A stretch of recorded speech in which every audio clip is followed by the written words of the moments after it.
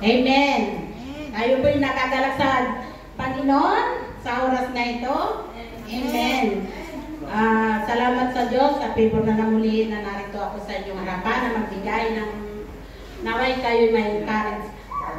Alam niyo ba, month ng July, August, grabe ang kabisihan. Busy sa lahat, sa trabaho, sa lahat, laging nakahabol sa oras. Nariyan ang pagod, kagaya ng nasabi ni Pastor ng nakaraan, pagod, stress, puyat sa trabaho.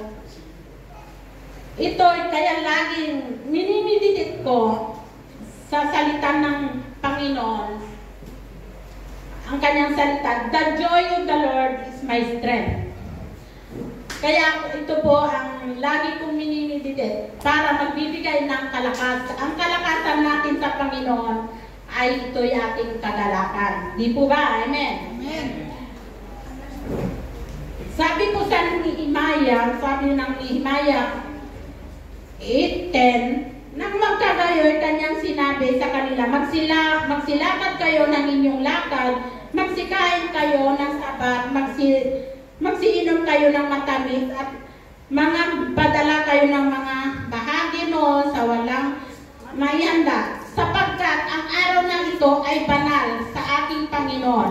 Huwag din kayong mamanglaw, sapagkat ang kagalakan sa Panginoon ay inyong kalakasan. Tunay po na ang kagalakan natin sa Panginoon ay ating kalakasan. Ito po ay nararanasan ko. Alam niyo ba na kung darating ang mga kapighatian, mga problema, ay sunod-sunod yan. Ang pagod ay sunod-sunod. Nakarang Biyernes,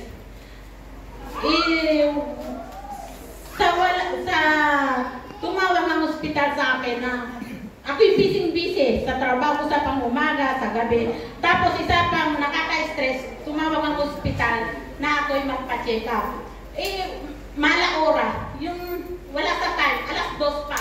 Yung time na yan, oras ko na pag-prepare sa amo, nakakain alas 3. Wala pa bang ibang oras, hindi sa hapon, sabi ko ganyan, wala, yun lang daw, alas 2. Di yun, nagpaalam ako sa amo, sa favor ni Lord, pinayagan din ako ng amo. Sabi niya, di kung wag ka nang babalik at mag-stay ka na lang.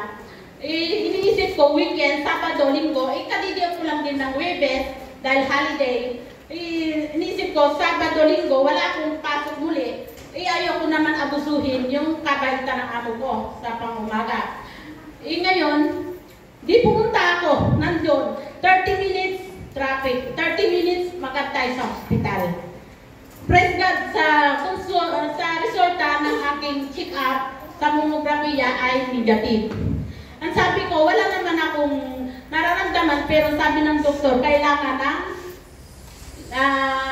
control, makukontrol.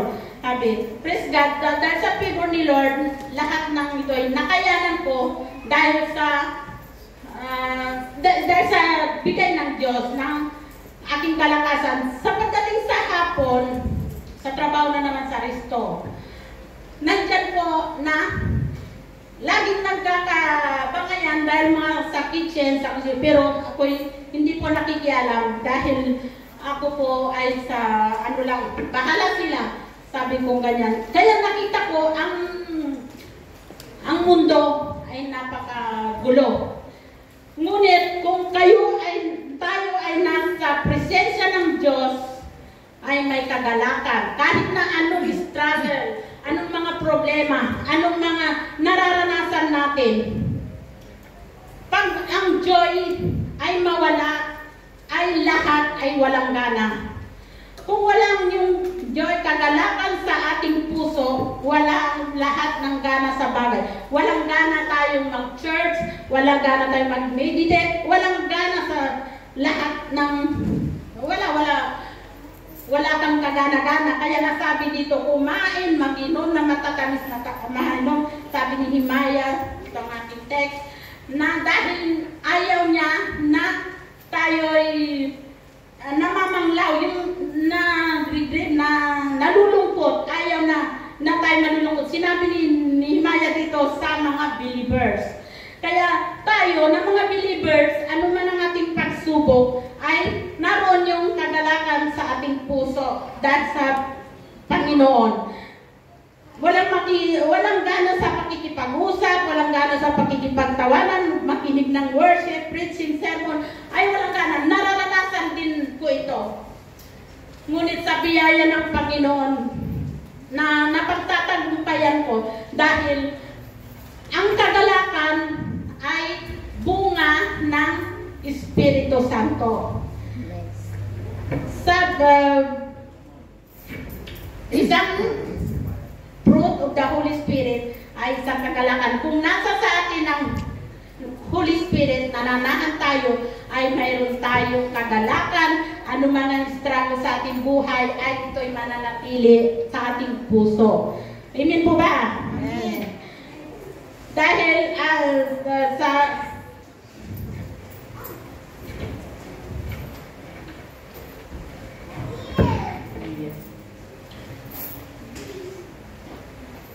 may tatlong ways how to do we make joy of the Lord our strength. May tatlo tayo may natutunan dito. My God, your highest joy.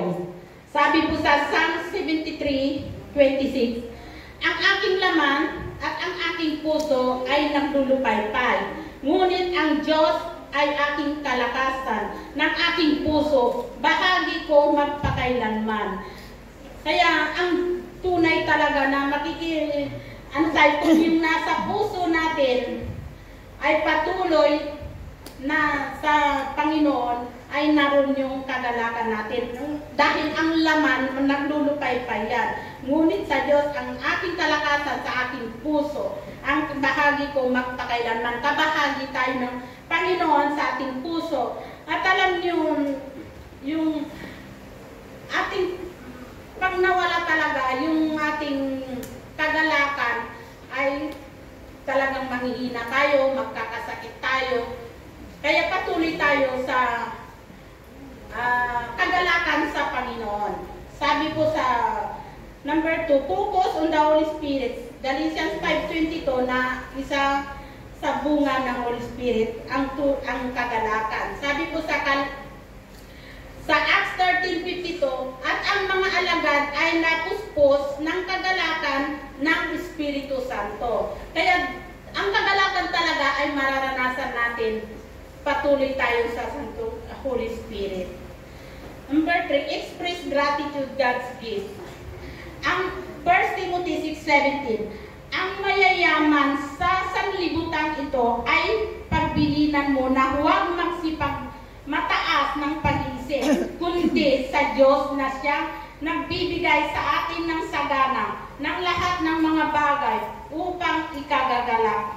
Kaya sa Diyos lamang natin matatagpuan ang ikagagalak ng ating puso. Amen. Kaya anuman ang mararanasan natin, yung kayamanan na hinahanap natin dito sa mundo na kaabalahan natin ay ito'y hindi nakakapagbigay ng kagalakan.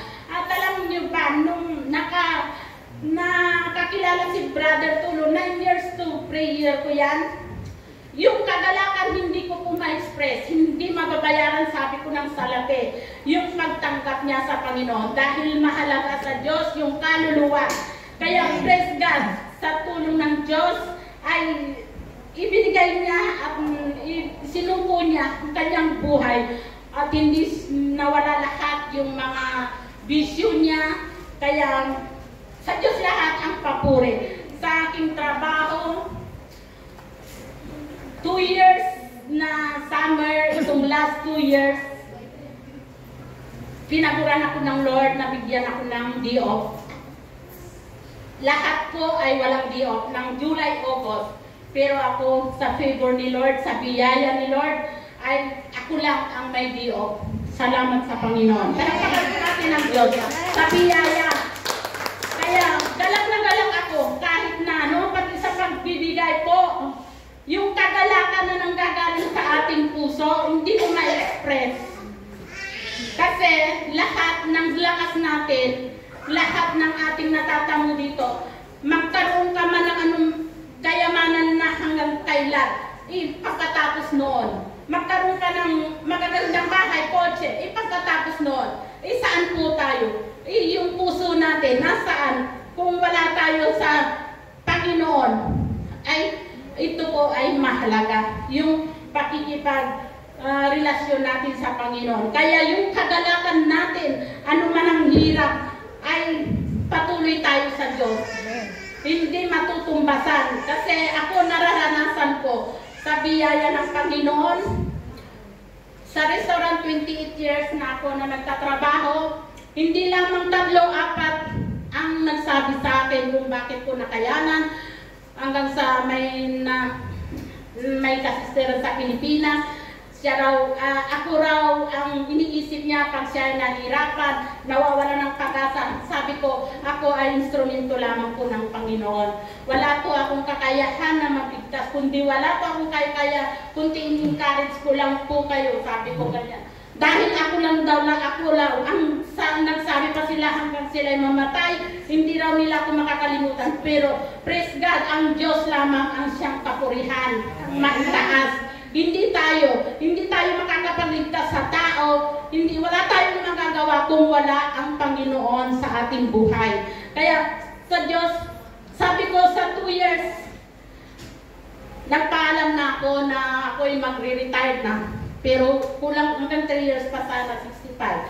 Pero antayin ko kung anong kalooban ni Lord. Baka sabi ko, baka hindi pa 2 years, baka darating na si Lord, magra-rapture na in God's will. Hindi natin alam, di ba? Hindi natin masasabi kung ano ang mangyayari bukas. Kaya lagi tayong maghanda. Ang ating puso, ilagang natin sa Diyos dahil siya lamang ang makakapagbigay ng tunay na kaligayahan. Ano man ang hirap. Dahil ako, naranasan ko nagkaroon o wala ay parihas na may kagalakan sa aking puso. Dahil ang Holy Spirit, kahit na ako'y puyat, nariyan po na devotion, kahit gusto ko pang matulog, pero yung puso ko ay gustong, kasi nga, ang laman mahina, pero yung espiritu mo ay kalakasan mo. Kaya sakripisyo. Kaya kasi siya naman po ang nagpapalakas. Kaya sabi ko, at maraming maapekto rin dahil ako ang sinasakyan ng iba, yung mga kapatiran. Kung ako ay manghina, ay sila rin ay manghihina. Walang sasakyan, pero talagang ito'y pinagpipray ko sa Lord na bigyan ako ng kalakasan. Kasi hindi tayo